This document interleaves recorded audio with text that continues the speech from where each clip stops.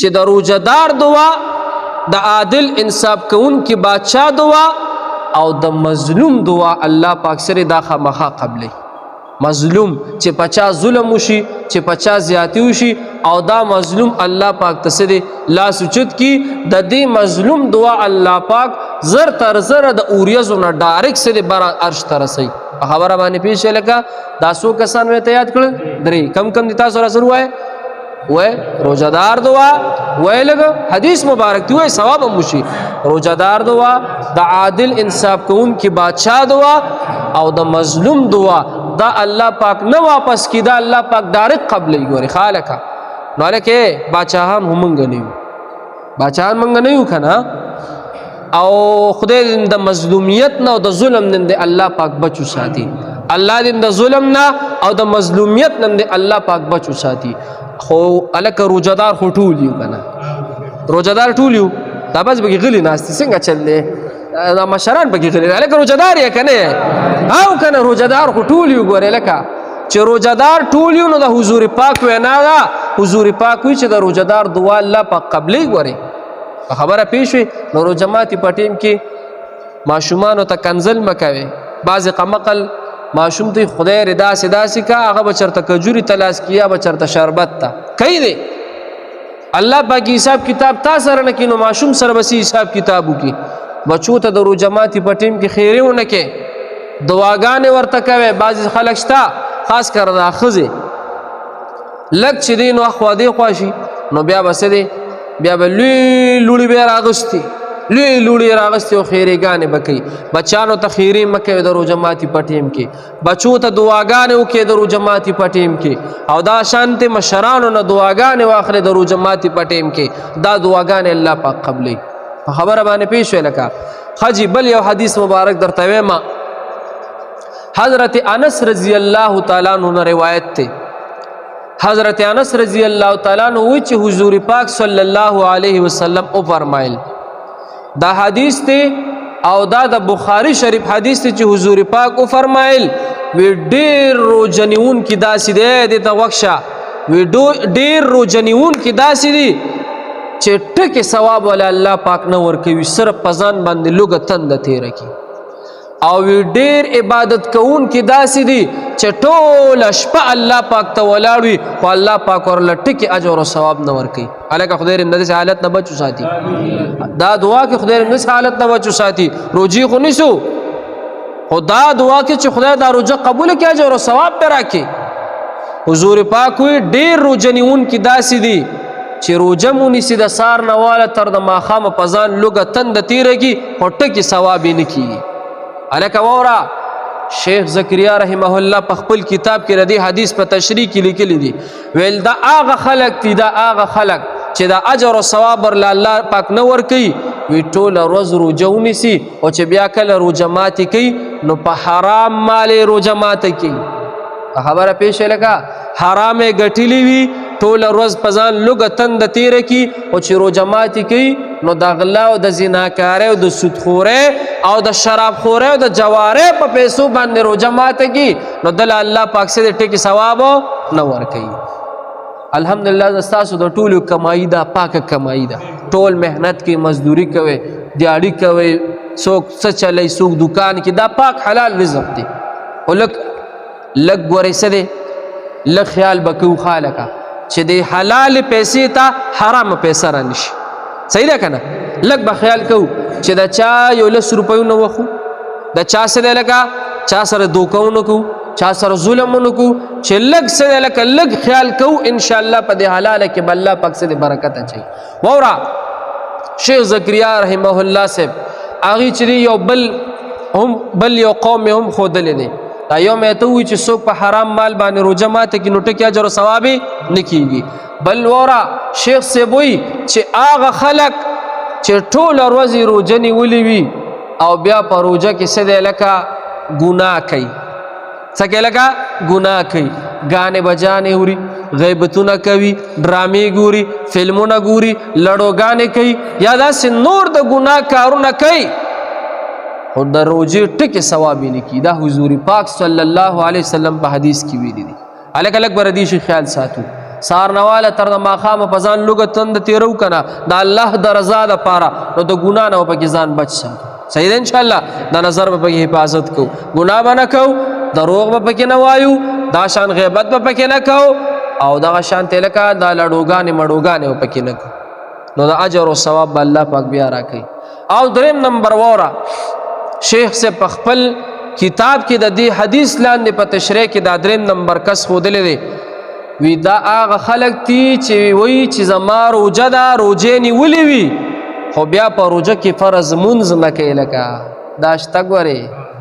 زه دا ویم تاسو به ذهن ته دا یو خبره در اچوم که نه چې یو سړی روجه نیسي که نه، روجه د الله د رضا دپاره یو سړی روجه نیسي، نو ستاسو ذهن دا مني چې دی به بیا مونځ نه کوي. تاسو راته دی به خامخا مونځ به کوي که نه، لکه دی به خامخا د الله عبادت کوي که نه، دا فرضي مونځ خو به کوي که نه. خو زه تاسو ته وایم چې یو سړی مونځ نه کوي نو دی به روجه د کمې نیسي، دی به روجه د کمې نیسي. ته ماته ووایه چې یو سړی فرضي مونځ نه کوي که نه، زما خو ذهن دا د سر اړو مني نه چې دی به روجه نیسي. دلته ډېر شته داسې په خبره پوه شوې، شل بانې ځان له ګوري او یا بل ورځ راته یو کس وي لاندې دغه ځای کې راته یو کس وي، دلته یو کس دی بالکل هټا کټا ځوان او نه فرضي مونځ کوي او نه روجې نیسي، نه فرضي مونځ کوي نه روجې نیسي. ما ورته دا سړی په خپل ایمان باندې ویریږي، ډېرې په خپل ایمان ویریږي. ولې چې یو سړی فرضي روجه هم نه نیسي او ورسره بیا څه دی لکه مونځ هم نه کوي، نو ته بیا ځان ته د څه شي مسلمان وې؟ تا بیا دا کلمه د لا اله الا الله د څه دپاره ویلې ده؟ ستا صرف د دننه او بار کېدو د بازارونو د تلو راتلو د دې بیا څه مقصد؟ او ته د خلکو مخکې وایې چې زما روجه ده او ټکي مونځ نه کې، نو ستا د دې روجې ټکي ثواب نشته. لکه په خبره پوه شوې؟ لکه نو حضور پاک وایي چې بعضې خلک داسې دي چې په ځان لوږه تنده تېره کړي خو ټکي اجر او ثواب ولا الله پاک نه ورکوي. نو هغه کوم خلک دی لکه چې په حرام مال یې ماتوي دا روجه، او دویم مې ته ووي چې په روجه کې ګناهونه کوي، او دریم مې درته ووي چې روجې نیسي خو مونځونه نه کوي، نو ټکي اجر او ثواب ورله څه دی الله پاک نه ورکوي. اوس د حدیث دویم جز ته راځم.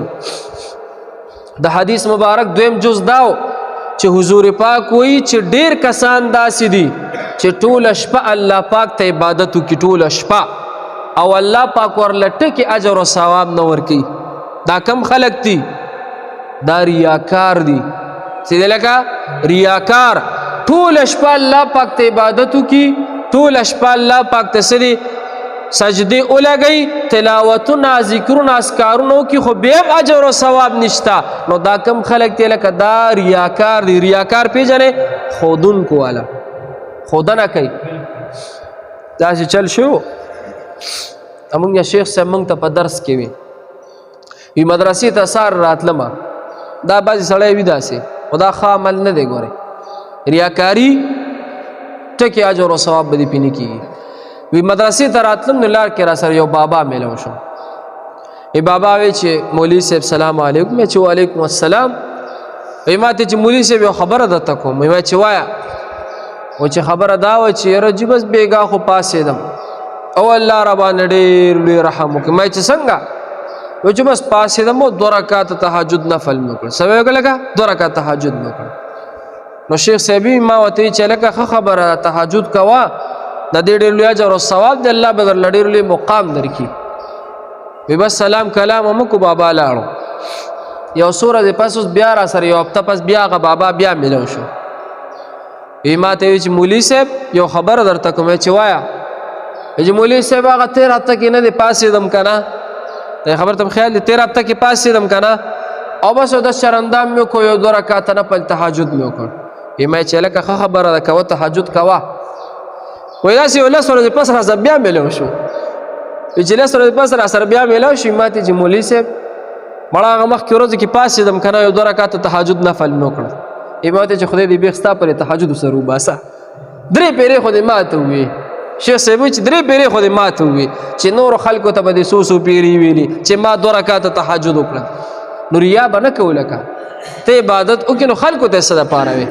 په خبره پوه شوې؟ لکه حضور پاک وایي کم سړی چې د ریا دپاره عبادت وکړي، د ریا دپاره، دی به د قیامت په ورځ داسې پاسي چې د په دې مخ باندې به غوښه نه وي، دا مخ پېتش اړو کې وي خبره پیښ لکه دا ولی د ریا د پاره سره عبادت کړي او حضور پاک صلی الله علیه وسلم حدیث ته چې د قیامت په ورځ به الله جل شانه د ټول نړمبي اغه ریاکار عالم اغه ریاکار حافظ اغه ریاکار د الله تعالی د دین خدمت کوونکي بړومبي الله پاک رونی چې خدای د امتحان وکړي دی به الله پاک فرشتو ته الله پاک وي دا ونی سره کدا سړی او الټه دی جهنم ته ورځوي حدیث کې الفاظ نورم ډیر دي زه ته مختصر کوم الټه دی جهنم ته ورځوي دا غینه مخکې به الله پاک تپوس کې دی عالم نه تا وای د دین زماره دین د پاره د سکړي عالم به وی یا الله ستاره دین خدمت می کړي خلکو ته می دین خودلې